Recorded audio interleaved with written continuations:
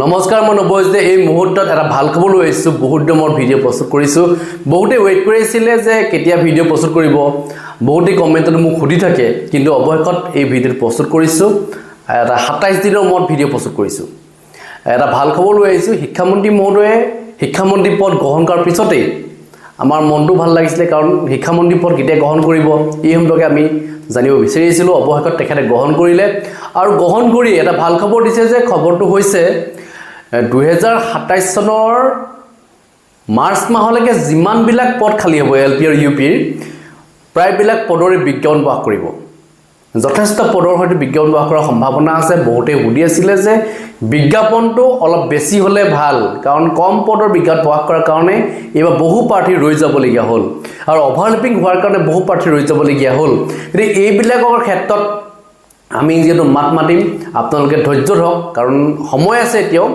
বিজ্ঞাপন প্ৰকাশ কৰালৈকে যিমানখিনি বিজ্ঞাপন প্ৰকাশ কৰিব আমি চাম যদি কিবা কবলৈ থাকে আমি জনাম কাৰণ এতিয়ালৈকে বিজ্ঞাপন প্ৰকাশ কৰা নাই কিন্তু তাৰ আগতে শিক্ষামন্ত্ৰী মহোদয়ে কৈছে যে যিমান বিলাক পদ 2027 চনৰ মাৰ্চলৈকে খালি হ'ব সেই খালি পদৰ বিজ্ঞাপন প্ৰকাশ কৰিব গতিকে পদৰ সংখ্যাটো মই ভাবো যে ইনক্ৰিজ হ'ব পূৰ্বতকে আগতেতো 4500 পদৰ নিযুক্তিৰ পিছত ভাবিছিলো যে আমি কৈ আহিছিলো যে প্ৰায় 10-15 হাজাৰ পদৰ বিজ্ঞাপন প্ৰকাশ কৰিব লাগে আৰু শিক্ষামন্ত্ৰী মহোদয়ে কৈছিলে যে প্ৰায় 75000 পদৰ বিজ্ঞাপন প্ৰকাশ কৰিব শিক্ষা বিভাগত মানে এলপিএমই পৰা ইউনিভাৰ্চিটি লেভেললৈকে প্ৰায় 75000 মানে গ্ৰেড 3 গ্ৰেড 4 সব সোমাই আছে তাতে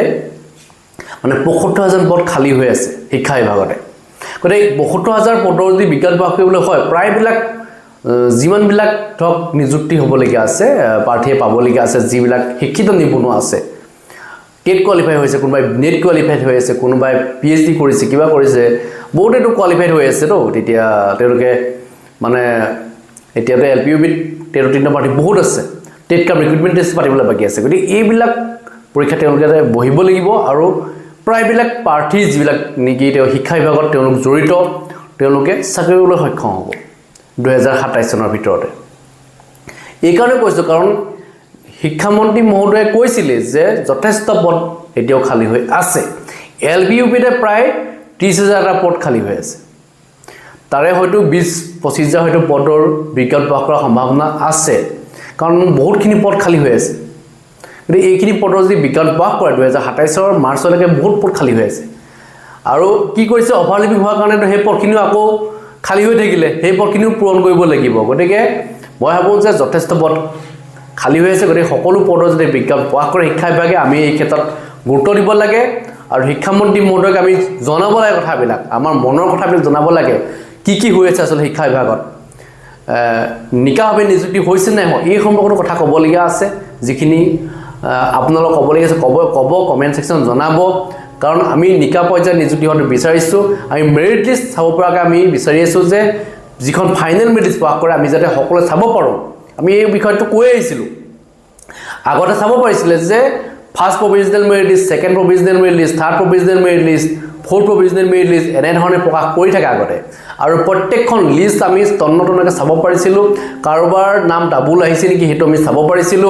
কাৰোবাৰ মাৰ্ক যোগ কৰা ভুল হৈছে নেকি আমি হেতু চাব পাৰিছিলো কাৰোবাৰ মাৰ্ক এট হৈছে নাই হোৱা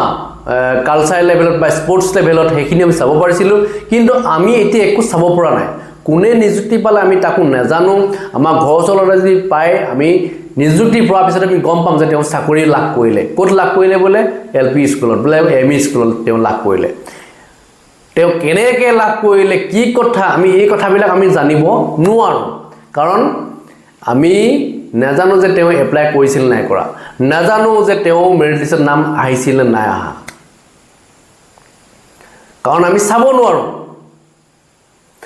তেওঁহে চাব পাৰে গতিকে এই যিটো প্ৰক্ৰিয়া আমি এটো সদায় বিৰোধিতা কৰি আহিছো গতিকে এই প্ৰক্ৰিয়াটো আমি কেতিয়াও মানি ল'ব নোৱাৰো আমি আপোনালোকো মানি নলয় বুলি মই জানো কাৰণ বহুতেই কমেন্টত লেখে যে এই প্ৰক্ৰিয়াটো আমি ভাল পোৱা নাই আমি শুদ্ধ এখন নিকাৰ মেৰিট লিষ্ট আমি সকলোৱে চাব পৰাকৈ আমি বিচাৰো কাৰণ এতিয়াও বহু পদ খালি আছে এই পদসমূহ যাতে অভাৰলেপিং নহয় আমি অভাৰলেপিং ধৰা পেলাবৰ কাৰণে আমাক হেতু লাগে যে কোনোবা এজন পাৰ্টিয়ে ডাবল পাইছে নেকি এবাৰটো 4500 বহুতে পাই গ'ল আৰু 1000 পদ খালি হৈ থাকিলে গতিকে ডাবল পোৱা বহুত আছিল আমি নিজে পাইছিলো যে এজন পাৰ্টিয়ে কৈছে যে মই দুখন এপইণ্টমেণ্ট পালো এলপিতে আৰু এজন পাৰ্টিয়ে ক'লে মই এলপিটো পালো ইউপিটো পালো এনেকুৱাটো কিমান পাৰ্টি আছে ঠিক নাই গতিকে এনেকৈ বহুতে পাই গ'ল কিন্তু আমি সেইখিনি শুদ্ধনি কেতিয়া কৰিম গতিকে শিক্ষামন্ত্ৰী মহোদয় যেটো পুনৰ এবাৰ শিক্ষামন্ত্ৰী হৈছে এই যিখিনি আখুৱা আছে এই আখুৱাবিলাক যাতে দূৰ কৰে আৰু লগতে মই জনাব বিচাৰিছোঁ যে বয়সৰ ক্ষেত্ৰত বহুতে সুধিছে যে বয়স বহুতৰ ইনক্ৰিজ হৈ গুচি গ'ল মানে এতিয়া তেওঁলোকেতো বয়স কাৰোতো ৰৈ নাথাকে প্ৰত্যেক 2027 পোৱা মাত্ৰক এতিয়া প্ৰত্যেকৰ বয়স বাঢ়ি যাব এবছৰ বাঢ়ি যাব এটা 26 চলি আছে গতিকে বয়সটো ৰৈ নাথাকে সেইকাৰণে আমি ক'ব বিচাৰিছোঁ যে ৱেষ্ট বেংগলত 5 বছৰ ইনক্ৰিজ কৰি দিছে কোনোবাজন পাৰ্টি যে তেওঁ 41 এজ হৈছে তেওঁ যদি জেনেৰেল কেটেগৰী হয় তেতিয়াহ'লে তেওঁ 46 ইয়াৰ্ছলৈকে তেওঁ চাকৰি কাৰণে এপ্লাই কৰিব পাৰে কোনোবাজন পাৰ্টি তেওঁ যদি ওবিসি কাষ্টৰ হয় তেতিয়াহ'লে বা তেওঁ এমওবিসি কাষ্টৰ হয় তেতিয়াহ'লে তেওঁ 48 ইয়াৰ্ছলৈকে তেওঁ আবেদন কৰিব পাৰে আৰু কোনোবাজন পাৰ্টি যদি তেওঁ এসটি এসসি হয় তেওঁ মানে 50 চনলৈকে এপ্লাই কৰিব পাৰে গতিকে বয়সৰ যিটো সময়সীমা এটো ইনক্ৰিজ কৰি দিব লাগে ৱেষ্ট বেংগল কৰিছে অসমত কিয় নোৱাৰে অসমতো পাৰিব লাগিছিল গতিকে অসমতো আমি কৰি দিতে বিচাৰিছোঁ যিসকলৰ বয়স মানে পাৰ হ'ল তেওঁলোকেতো কৈয়ে থাকে যে এই ক্ষেত্ৰত আপুনি মান মাতক কিন্তু মই যিমানবাৰ মই চেষ্টা কৰিছোঁ যে ৱেষ্ট বেংগলত পাৰিছে অসমত কিয় নোৱাৰে আমি দেখুৱাই আছোঁ ৱেষ্ট বেংগলৰ যি নিযুক্তি প্ৰক্ৰিয়া ক্ষেত্ৰত আপোনালোকে স্ক্ৰীনত দেখি আছে বয়স 5 বছৰ প্ৰত্যেকটো কেটেগৰীতে মানে 5+ কৰি দিছে পাৰ্টিগৰাকী বয়স 42 ইয়াৰ্ছ হৈ গ'ল তেওঁ যদি জেনেৰেল কেটেগৰী পাৰ্টি হয় তেওঁ আবেদন কৰিব পাৰে কিন্তু অসমত নোৱাৰে ৱেষ্ট বেংগলতে পাৰিব গতিকে এই প্ৰক্ৰিয়াটো কিয় অসমত আনিব নোৱাৰে এই ক্ষেত্ৰত আপোনালোকৰ যদি কিবা ক'বলগা আছে কমেন্ট সেকশনত লিখিব কাৰণ বহু পাৰ্টিয়ে এতিয়াও অপেক্ষা কৰিছে যে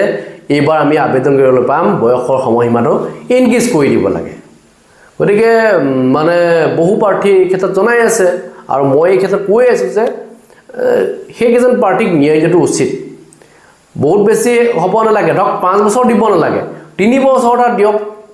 জেনেৰেল কেটেগৰী ধৰি লওক মানে এতিয়া 41 লৈকে পায় তেওঁলোকে 44 লৈকে পাওয়াটো কৰিব লাগে ওবিসি এসটি এসসি কাৰণে তেওঁলোকে ধৰি লওক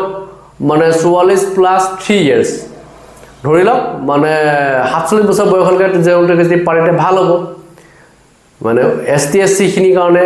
49 ইয়াৰ্ছ বা এনেকুৱা 2 বছৰ বঢ়াই দিব মানে কি দিব লাগিছিল এতিয়া এটো যদি কৰি দিয়ে বহুত বেছি ভাল হ'ব বহুতে কৈ আছে এই ক্ষেত্ৰত মোফালা মই জনাইছো শিক্ষা বিভাগক যদি পাৰে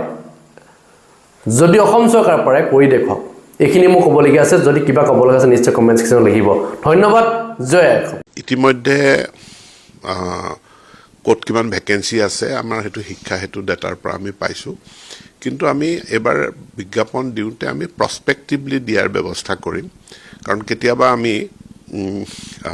বছৰটোৰ আৰম্ভণিতে বিজ্ঞাপন দিও আৰু প্ৰসেসটো কমপ্লিট হওঁতে দ্বিতীয়টো বছৰ পাইগে ইন দি মিন টাইম আকৌ বহুত ভ্যাকেন্সি সৃষ্টি হয় সেইকাৰণে প্ৰসপেক্টিভ মানে যদি এতিয়া আমাৰ জুন মাহ গতিকে আমি যেটো ভ্যাকেন্সি উলিয়াম এটো 31 মাৰ্চ 2027ত কিমান ভ্যাকেন্সি হ'ব